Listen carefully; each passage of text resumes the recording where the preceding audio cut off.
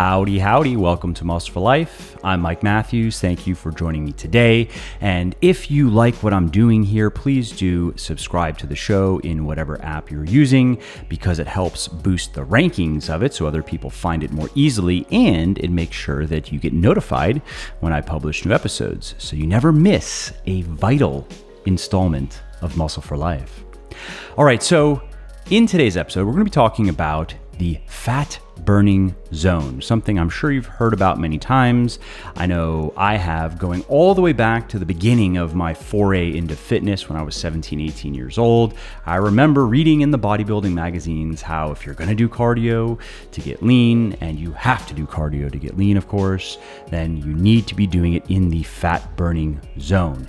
And if you are not in the fat burning zone, then your cardio is going to be a lot less effective for losing fat, or might be completely ineffective. It might only burn the glycogen in your muscles, for example, or it might only burn carbohydrates in your blood from the food that you ate. Common claims, right? Now, this idea has had impressive longevity. It has been around for at least 50 years now. And in that time, many other workout trends have come and gone, and some do make comebacks because of the cyclical nature of things. But the fat burning zone idea, myth, as you're about to learn, has remained pretty steady, pretty constant in regular circulation again for several decades. People still think that that's the ticket, that's how you get lean. And yes, this is largely a myth, at least the way that most people understand it. And what that means then is if you're doing all of your cardio workouts in a low to moderate intensity, yes, you can lose fat with that, but that is not necessarily better for losing fat than doing higher intensity cardio. And again, as you're going to learn in this episode, the higher intensity cardio is, strictly speaking, more time efficient for losing fat because you're going to lose more fat in a shorter amount of time. But that doesn't mean that you have to do a bunch of high intensity cardio either. Also, if you like what I am doing here on the podcast and elsewhere, definitely check out my sports nutrition company, Legion, which, thanks to the support of many people like you, is the leading brand of all natural sports supplements in the world. And we're on top because every ingredient and dose in every product is backed by peer-reviewed scientific research. Every formulation is 100% transparent. There are no proprietary blends, for example. And everything is naturally sweetened and flavored. So that means no artificial sweeteners, no artificial food dyes, which may not be as dangerous as some people would have you believe, but there is good evidence to suggest that having many servings of artificial sweeteners in particular every day for long periods of time may not be the best for your health. So while you don't need pills, powders, and potions to get into great shape, and frankly, most of them are virtually useless, there are natural ingredients that can help you lose fat, build muscle, and get healthy faster, and you will find the best of them in Legion's products. To check out everything we have to offer, including protein powders and bars, pre-workout and post-workout supplements, fat burners, multivitamins, joint support, and more, head over to buylegion.com/Mike. That's BUYLEGION.com/Mike. And just to show you how much I appreciate my podcast peeps, use the coupon code MFL at checkout and you will save 20% on your entire first order. Okay, so what is the fat burning zone? Well, this refers to a workout intensity where your body is burning mostly fat. And the idea is by working mostly in this zone, which is related to your heart rate, and I'll get into that in a second, you are going to mostly lose fat in your workouts, and that is going to result in more fat loss over time than doing cardio in a different zone, in a carbohydrate burning zone, for example, a higher intensity zone. Now, this is also referred to as the fat burning heart rate zone because the intensity of the training is often expressed as a percentage of your maximum heart rate. So this is where it takes a technical term and it has a scientific flair about it.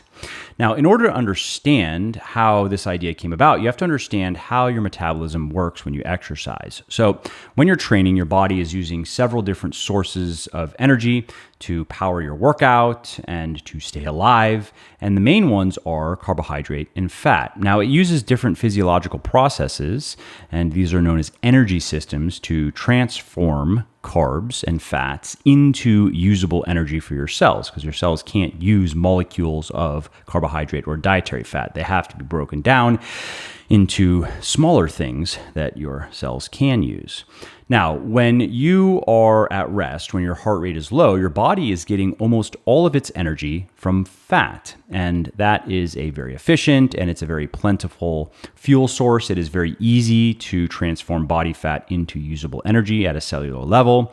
Now, at rest, of course, you're not burning many calories. It doesn't cost much energy to just sit there. And as body fat is pretty energy dense, a pound of body fat contains about 3,500 calories. And to put that in perspective, I'm 193 pounds and I'm a lot more muscular than the average person. So my 193 pounds costs more energy to use and to maintain than someone else who weighs 193 pounds, but who has a lot less muscle.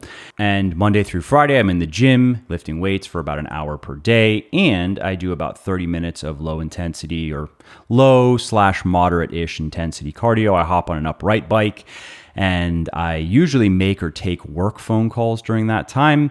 And then on the weekends, Saturday and Sunday, I usually do just the cardio, 30 minutes or so. And to maintain my weight, so my maintenance calories are around 3,000 to maybe 3,200 per day. And so 1 pound of body fat has over an entire day's worth of energy for me. Going into the gym, doing my cardio. Otherwise, I'm not very active. I'm just sitting on my computer typing or recording podcasts. But on the whole, if you look at my activity level, it is pretty good because I'm exercising 12 to 13 hours per week. And I'm fairly lean. I'm around probably 9% body fat, maybe 10%. So let's just say I have 20 pounds of fat. That's what I'm carrying around.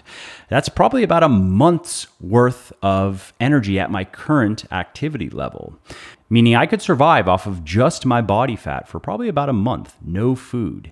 So anyway, my point with all of that is body fat is very energy dense and it's very easy to turn into cellular energy. So that is the first resort of our body. Whenever it needs energy for anything, if it doesn't have energy available from food that we just ate or ate some time ago that it is still digesting and absorbing. All right, so let's come back to this point of us being at rest and our body getting most of the energy it needs from body fat. Again, assuming that it can't get the energy it needs from food that we ate because it's already done processing it. You can burn more energy, of course, by moving around, and you can move around more intensely to burn even more energy. But there is a side effect here. Yes, fat burning goes up. However, the energy system that burns fat for energy isn't able to keep up with the demand for energy, and particularly from your muscles as you are lifting weights or doing cardio or playing a sport or whatever. And so then what happens is the body starts to metabolize more and more carbohydrate. That energy system kicks in to pick up the slack. And once you're exercising at about 60 to 80% of your maximum heart rate, studies show that your body gets about half of its energy from carbohydrate stores and half from fat stores. And this is a point that scientists refer to as your maximal fat oxidation rate, or MFO. Now, if you push even further than that, if you are pushing to near maximal intensities in your training, think sprinting, for example, or a higher rep set of maybe squats taken close to muscular failure, think like a 10 rep set, for example, what happens is your muscles start getting the majority of the energy that they need to do that from carbs and very little from fat.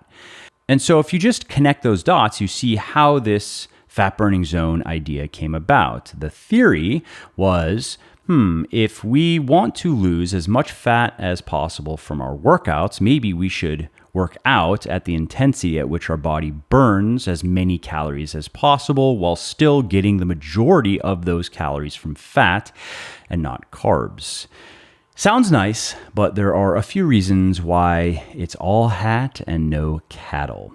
So the first and biggest problem with this idea is that the amount of fat you burn during a workout isn't all that important when it comes to long-term fat loss. You see, when you burn more fat and less carbs during a workout, you just burn less fat and more carbs later in the day, and vice versa. And the reason for this is studies show that our body will calibrate how much fat and carbohydrate it burns over a 24-hour period to make sure that it's burning the same amount in terms of proportions, regardless of what we burn during our workouts. So for example, let's say you burn 400 calories during an intense 30-minute run. And most of those calories are coming from carbs because it's high intensity and your body's fat-based energy system just can't keep up. And then the next day, you burn 400 calories on a 90-minute walk. And most of those calories will come from fat because that's a low-intensity activity that your body's fat-based energy system can keep up with. Now, which of those workouts will burn more body fat? Well, many people who believe in the fat-burning zone will say, oh, the 90-minute walk, but they're wrong. You'll burn about the same amount of body fat. So the key takeaway here then is in the context of fat burning, all that really matters in your exercise, in your training, in your workouts is calorie burning. That is what drives fat loss, not the intensity of the training. Now, the intensity of training drives calorie burning, very true, but calories are calories. Energy balance works very simply regardless of what type of exercise you're doing. The second problem with the fat burning zone idea is the way that most people implement it. So what they are often told is they need to hold themselves back in their training. They need to do relatively easy workouts. And that's what the fat burning zone workouts are if you are even moderately fit.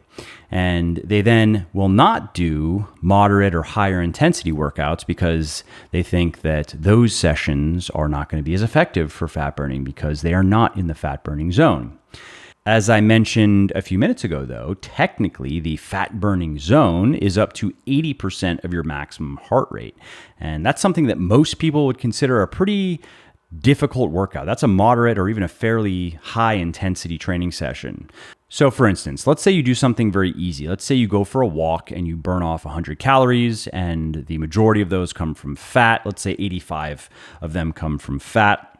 That is not going to be as effective as spending that time doing something more difficult. Let's say running at a moderate pace, which yes, will burn fewer calories from fat, relatively speaking, but more in an absolute sense. So let's say in the same time you burn 400 calories on that run and 250 of them come from fat. Or maybe you burn 600 calories on a slightly more intense run, or maybe a bike ride or something like that, and half of them, just 50%, come from fat. But that's 300 calories come from fat. So in a relative sense, yeah, the 100-calorie walk was quote unquote more efficient for fat burning, but in an absolute sense, the higher intensity workout was a lot more effective. Now, the last problem with the fat burning zone myth is that it implies it's a static intensity that occurs at a very specific heart rate. And cardio machines often reinforce this by showing pretty graphs, and they try to indicate exactly where your heart rate should be for fat burning versus cardiovascular training. And the reality, though, is the fat burning zone, or more accurately, the term I shared earlier, your maximal rate of fat oxidation, can vary widely depending on your fitness level and sex.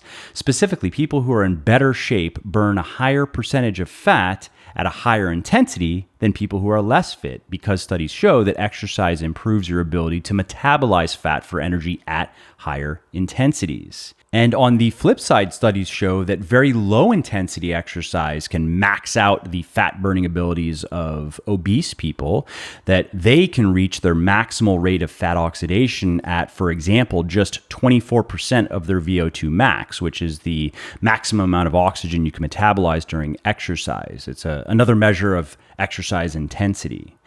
And then if we look at research on very fit people, on endurance athletes, we see that in some cases, they don't reach their maximal rate of fat oxidation until they're close to 80% of their VO2 max. Studies also show that women burn a higher percentage of calories from fat than men do at most exercise intensities. So my point with all of this is the fat burning zone is a moving target. You're never going to be able to pinpoint it exactly. Now, fortunately, you don't have to, because it's not necessary, it's not even useful to do so. And all of that then brings me to a question, which is, what kind of cardio is best for burning fat? And the answer is something you've probably guessed by now. It's very simple. It is whatever burns the most calories. That's it. Now, that doesn't mean I'm telling you to only do very, very high intensity cardio, to only do HIIT, for example, because while HIIT does burn the most calories in the least amount of time, it is also pretty hard on your body. Even if you choose something that is low impact, like biking or rowing or swimming, it places additional recovery demands on your body. And if you're listening to this show, you're probably doing a fair amount of weightlifting, a fair amount of strength training, and your priority is to progress there and to make sure you are fully recovering from those workouts. And in that case, I would not recommend doing a bunch of HIIT. If you want to do some because you want to get the extra calorie burning or the extra cardiovascular endurance, then I would recommend capping it at probably about an hour per week, and I would split that up into 2 or 3 sessions. So then, the best fat loss cardio regimen for you is going to be the one that allows you to burn the most additional calories over time. So let's say you're going to be cutting for a few months. We have to look at it from that perspective. And when we look at cardio through that lens, we realize that just a couple of HIIT sessions per week is inferior to twice or maybe even 3 times as many lower intensity sessions per week if we're just looking at fat burning, assuming you're not trying to do 1-hour HIIT sessions, you're not trying to die basically. And the longer term perspective also makes it clear that you need to be doing cardio that you enjoy, or at least that you don't hate. And unless you have a masochistic streak, you probably don't really enjoy very high intensity cardio. You probably more enjoy what I do. Hop on a bike, 30 minutes, work up a sweat, push yourself to an effort level of maybe a 4 or 5 out of 10, where you're breathing more heavily throughout your workout, but you can still have a conversation.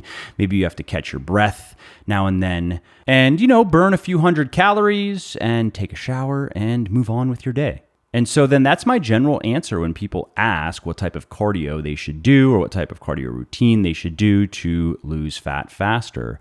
A fair amount of low/moderate intensity stuff with small amounts of high intensity stuff if they feel up to it. All right, well, that's it for this episode. I hope you enjoyed it and found it interesting and helpful. And if you did, and you don't mind doing me a favor, please do leave a quick review on iTunes or wherever you're listening to me from, in whichever app you're listening to me in, because that not only convinces people that they should check out the show, it also increases search visibility, and thus it helps more people find their way to me and learn how to get fitter, leaner, stronger, healthier, and happier as well. And of course, if you want to be notified when the next episode goes live, then simply subscribe to the podcast and you won't miss out on any new stuff. And if you didn't like something about the show, please do shoot me an email at mike@muscleforlife.com, just muscle, F-O-R, life.com, and share your thoughts on how I can do this better. I read everything myself, and I'm always looking for constructive feedback, even if it is criticism. I'm open to it. And of course, you can email me if you have positive feedback as well, or if you have questions really relating to anything that you think I could help you with, definitely send me an email. That is the best way to get a hold of me, mike@muscleforlife.com. And that's it. Thanks again for listening to this episode, and I hope to hear from you soon.